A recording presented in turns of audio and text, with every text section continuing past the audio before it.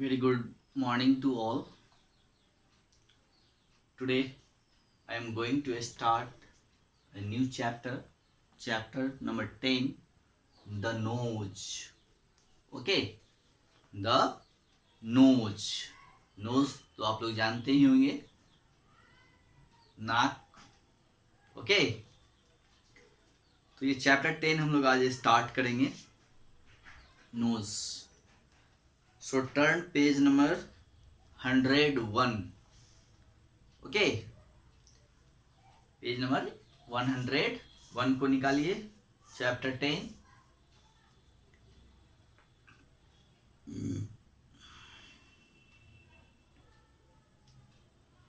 अब देखिए, इसमें सबसे पहले फर्स्ट पेज जो है, जिसमें नो, अंडरस्टैंड, फाइंड, वंडर, ये सब चीज़ें दी हुई है, और उस चैप्टर को निकाल लेंगे.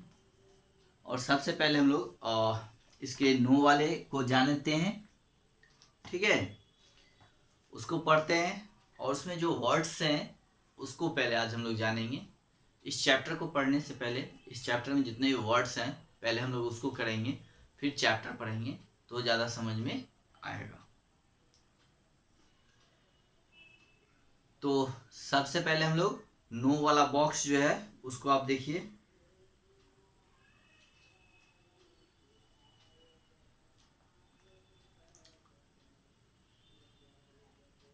निकोलाई गोगोल. क्या है? निकोलाई गोगोल 1809 टू 1852, यानी 1809 से लेके 1852 तक इनका जो है जीवन काल है. मीन्स 1809 में इनका डेट ऑफ बर्थ है, और 1852 में इनका डेट ऑफ डेथ है. यहाँ पे डेट एग्जैक्टली दिया नहीं है, सिर्फ ईयर दिया हुआ है. ठीक है, 809 यानी 1809 ईस्वी. एंड और इनका मृत्यु जो है, डेथ जो है वो 1852 में, 1852. ओके, तो Nikolai गोगोल was a Russian author and playwright of Ukraine origin. Okay, he was born in Cossack village. ठीक है, Cossack village in the present day Ukraine, Russian Empire. Okay, his first collection of stories, Evening on a Farm near Dikanka. Okay, his first collection of stories, Evenings on a Farm near Dikanka, was published in 1831 and was an instant hit. He went on to pen down some very popular short stories like The Nose in 1836 and The Overcoat in 1842. Okay, यानी Nikolai गोगोल, जिनका जन्म 1809 में हुआ और उनकी मृत्यु 1852 में हुई. वो एक रशियन ऑथर है, यानी रूस से बिलोंग्स करते हैं. वहाँ के ये लेखक हैं, है ना. और यूक्रेन ओरिजिन है, यानी यूक्रेनी मूल के ये नाटककार हैं, प्ले राइट हैं. ठीक है. He was born in the cosec village, जो कि इनका जन्म जो है वो कॉसेक विलेज में हुआ था. In the present day Ukraine, है ना, जो कि वो अभी वर्तमान में कहाँ है? यूक्रेन में है. तो यूक्रेन के कॉसेक विलेज में हुआ था. ठीक है, यानी रूसी साम्राज्य में, रशियन एम्पायर में. तो निकोलाई गोगोल का जन्म जो है यूक्रेन के गांव में, कोसेक गांव में हुआ था, जो कि अभी वो रूस का साम्राज्य है, रूसी साम्राज्य में, ठीक है। और उनका जो फर्स्ट कलेक्शन ऑफ स्टोरीज है, यानी his first collection of stories, यानी उनकी कहानियों का पहला जो संग्रह है, कलेक्शन मीन्स होता है संग्रह, okay, COLLECTION, collection, collection means संग्रह।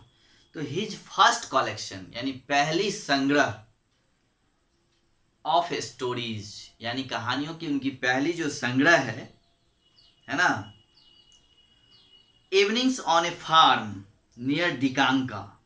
वो क्या है?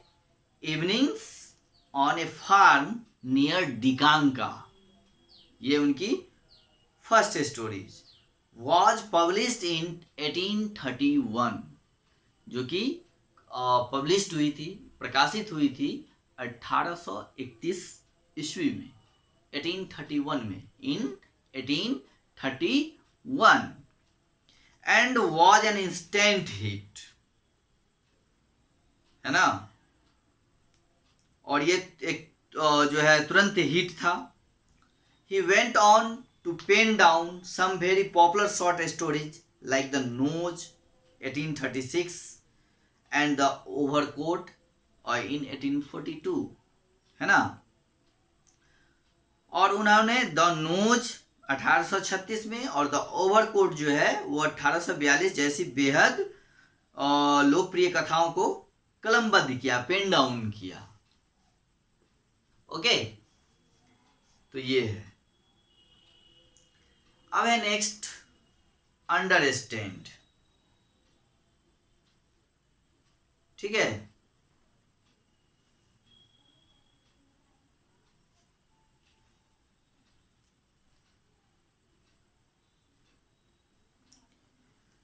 अब अंडरस्टैंड वाले बॉक्स को देखिए।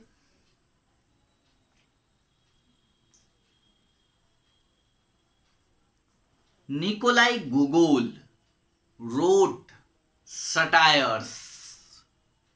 सटायर क्या होता है? SATIRES, satires. सटायर्स का मतलब होता है व्यंग। व्यंग क्या होता है? यानी किसी पे कोई कमेंट करना या किसी में कोई त्रुटि निकालना, है ना, व्यंग करना, किसी की कमियों के बारे में बताना, ये व्यंग होता है ना। तो निकोलाई गोगोल रोट सटायर, तो निकोलाई गोगोल ने क्या लिखा? एक व्यंग लिखा, सटायर लिखा, है ना, सटायर यानी व्यंग।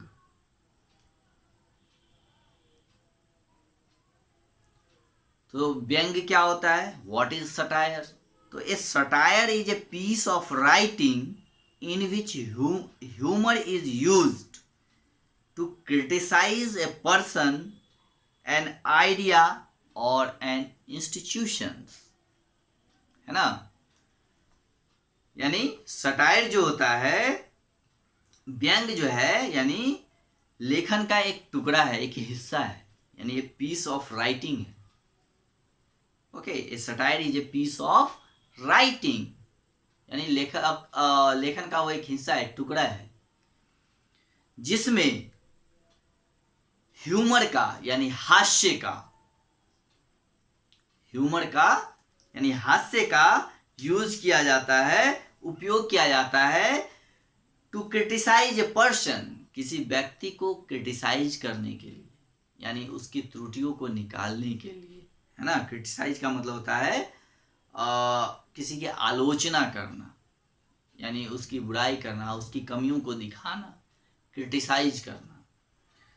तो सटायर जो होता है, सटायर जो है लेखन का एक टुकड़ा है, हिस्सा है, जिसका यूज जो है इन विच ह्यूमर इज यूज्ड, जिसमें ह्यूमर का, हास्य का उपयोग किया जाता है। उपयोग जो है किसी व्यक्ति, ए पर्सन, एन आइडिया और एन इंस्टीट्यूशन, यानी किसी इंस्टीट्यूशंस का, यानी किसी संस्था का, है ना। यहाँ पे इंस्टीट्यूशंस का मतलब और भी हो सकते हैं, प्रथा, रीति रिवाज, है ना, उनका, या फिर एक आइडिया का, विचार का, है ना, और व्यक्ति का आलोचना करने के लिए जो है सटायर का यूज किया जाता है, व्यंग का यूज किया जाता है, व्यंग उसके लिए हम लोग यूज करते हैं। इन हिज राइटिंग, यानी उनके लेखन में, इन हिज राइटिंग यानी वो अपने लेखन में, गोगोल often mocked at the flaws he found in the society during the days of the Russian Empire। यानी अपने लेखन में गोगोल अक्सर जो है, ऑफन जो है, वो क्या करते थे, रूसी साम्राज्य के दिनों में समाज में जो पाई जाने वाली खामियां था उसका वो मजाक उड़ाते थे। ठीक है,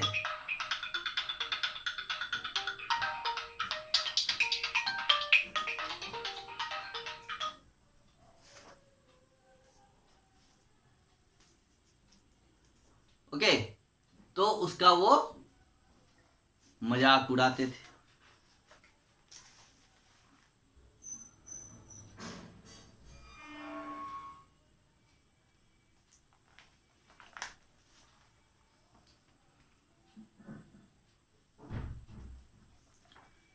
अब देखिए नेक्स्ट,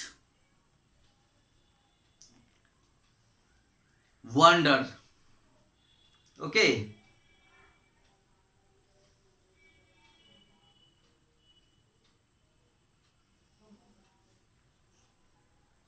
गोगोल, वंडर वाला बॉक्स आप देखिएगा। Gogol wrote the nose during the time he spent in Saint Petersburg. Okay, Gogol himself had a very oddly shaped nose of which he would often make fun in his personal letters, right। यानी गोगोल ने Saint पीटरबर्ग्स में बिताए समय के दौरान the nose लिखा। ये जो इस कहानी हम लोग स्टोरी जो पढ़ रहे हैं, ये एक सटायर है, एक व्यंग है। ये कब लिखा गया, जब वो सेंट पीटरबर्ग्स में समय बिता रहे थे, यानी सेंट पीटरबर्ग्स में बिताए समय के दौरान जो है ये स्टोरी लिखी गई है। Okay, Gogol himself had a very oddly shaped nose of which he would often make fun in his personal letters।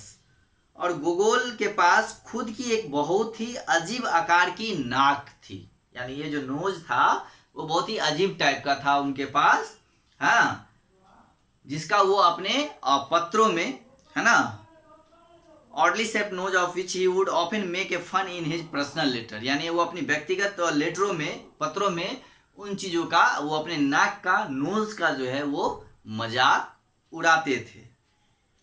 Okay, अब देखिए नेक्स्ट है फाइंड। फाइंड वाला बॉक्स देखिए। अब देखिए इसमें not only was Gogol as a acclaimed short story writer, he also wrote many popular plays। ठीक है, find out the names of the plays he wrote and what they were about। यानी न केवल गोगोल एक प्रशंसित लघु कथाकार थे, है ना, उन्होंने कई लोकप्रिय नाटक भी लिखे हैं, बहुत ही पॉपुलर नाटक भी कई लिखे हैं। तो अब कह रहा है कि उनके द्वारा लिखे गए नाटकों के नामों का पता लगाएं और वे किस बारे में थे, यानी वो जो नाटक लिखते थे उनका पता लगाने के लिए कहा जा रहा है, और वो किस बारे में लिखते थे उसकी उन चीज़ों के बारे में भी पता लगाना है। ठीक है, तो ये है आपका। अब इसमें हम लोग जो वर्ड्स अभी पढ़े हैं, जो ये चैप्टर पेज पढ़े हैं, इसमें जो वर्ड्स हैं पहले उसको कर लेते हैं, फिर आगे हम लोग बढ़ेंगे। ओके, ओके, तो देखिए सबसे पहले हम लोग नो वाला बॉक्स में देखते हैं। Nikolai गोगोल was a Russian author. Author का मतलब होता है लेखक, AUTHOR, ऑथर मीन्स लेखक। ओके, नेक्स्ट है author and play right. Play right, WRIGHT, play right का मतलब होता है नाटककार।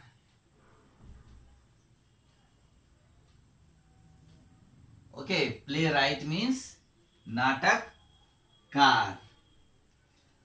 Play right of origin Ukraine origin. Origin देखिए, ORIGIN। ओरिजिन का मतलब होता है मूल, यानी वो यूक्रेन मूल के थे, है ना। या इसका मतलब और भी हो सकता है, ओरिजिन का मतलब उत्पत्ति भी होता है, लेकिन यहाँ पे मूल शब्द का यूज करेंगे हम लोग। ओरिजिन मतलब यूक्रेन मूल के थे वो, है ना।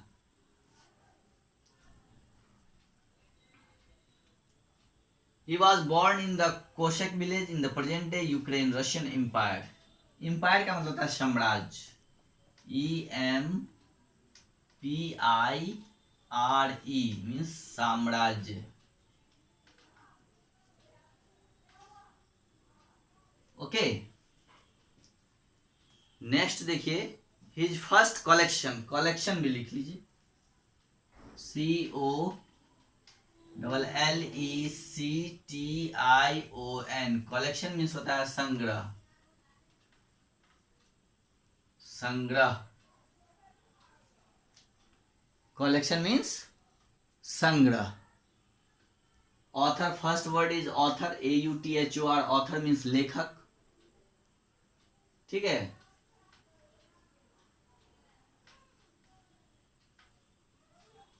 लेखक। सेकेंड जो है वो है प्ले राइट मीन्स नाटककार। थर्ड जो है वो है ओरिजिन यानी मूल, उत्पत्ति। Empire, EMPIRE। इंपायर का मतलब होता है साम्राज्य। नेक्स्ट है कलेक्शन मीन्स संग्रह। ओके, चलिए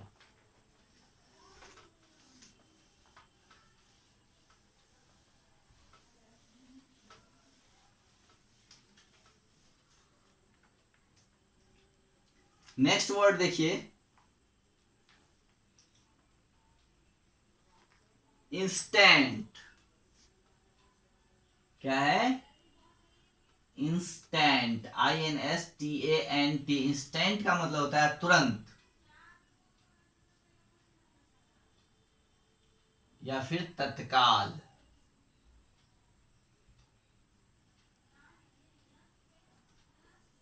ओके, इंस्टेंट मीन्स तुरंत या तत्काल।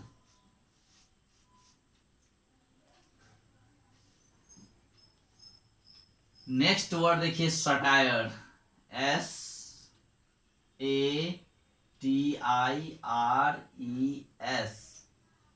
सटायर्स।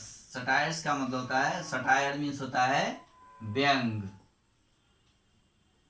व्यंग करना यानी किसी का मजाक उड़ाना। A satire is a piece of writing in which humor।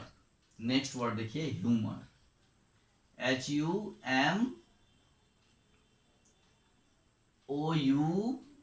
Humour का मतलब होता है हास्य, ठीक है। ह्यूमर मीन्स हास्य, HUMOUR। ह्यूमर, ह्यूमर मीन्स हास्य। Humour is use to criticise. Next word है क्रिटिसाइज, CRITICISE। क्रिटिसाइज का मतलब होता है आलोचना करना। क्रिटिसाइज मीन्स आलोचना, आलोचना करना, ठीक है, या फिर निंदा करना,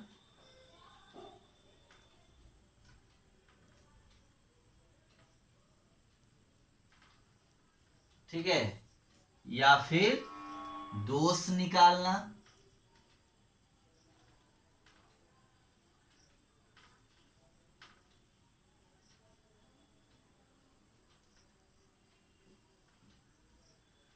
ठीक है। आलोचना करना, निंदा करना या फिर दोष निकालना।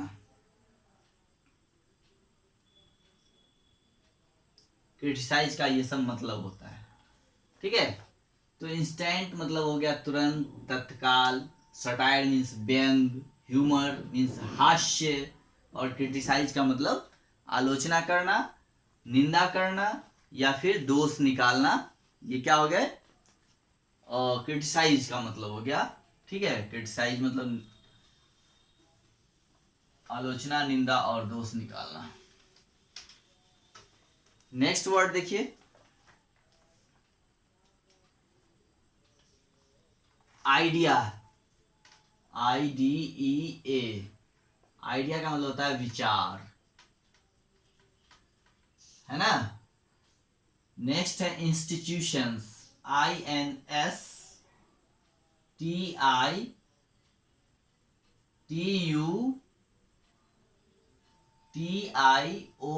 इंस्टीट्यूशन मीन्स संस्थान।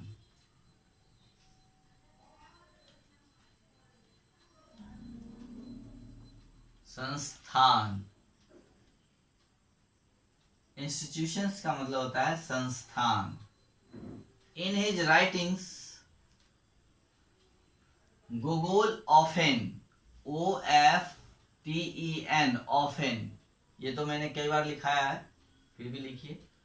अक्षर, ऑफेन मीन्स अक्षर।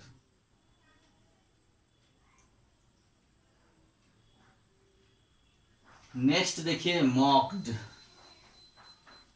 MOCKED, mocked. मॉक्ड का मतलब होता है यहाँ पे मजाक उड़ाया, मजाक उड़ाना।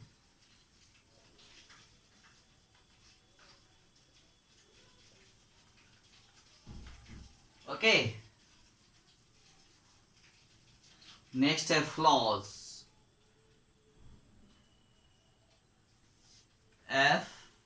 FLAWS, फ्लॉज मीन्स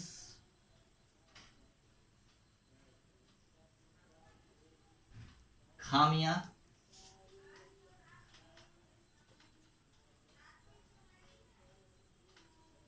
ठीक है, या त्रुटि या फिर दोष। ओके, फ्लॉज का मतलब ये होता है। He found in the society during मतलब के दौरान, DURING, ड्यूरिंग मीन्स के दौरान। ठीक है, तो देखिए आइडिया विचार, इंस्टीट्यूशंस संस्थान, ऑफेन अक्षर, मॉक मजाक उड़ाना, फ्लॉस खामियां त्रुटि दोष, FLAWS। नेक्स्ट है ड्यूरिंग, DURING, ड्यूरिंग मतलब, और ड्यूरिंग मीन्स के दौरान।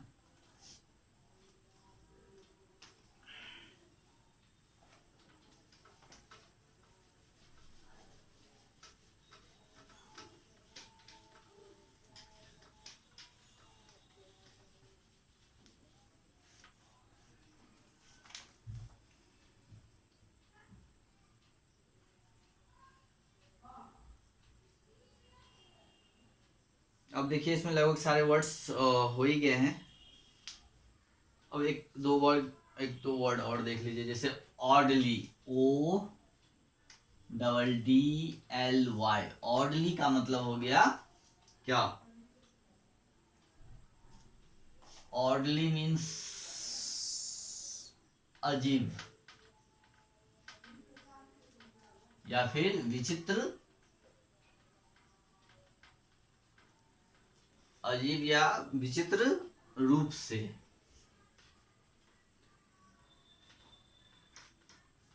या अजीब या विचित्र भी लिख सकते हैं, orderly.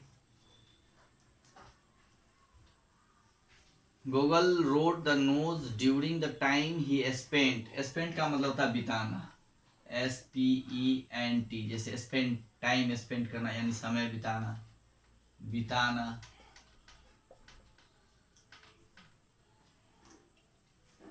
Okay,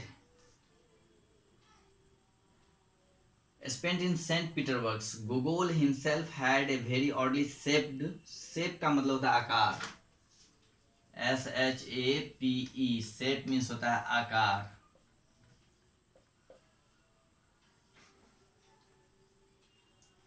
Often, shape nose of which he would often make fun his personal, PERSONAL,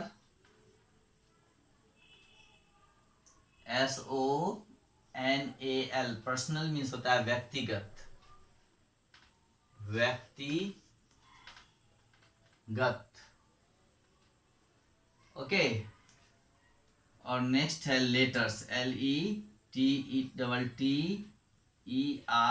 letters. Letters मतलब पत्र।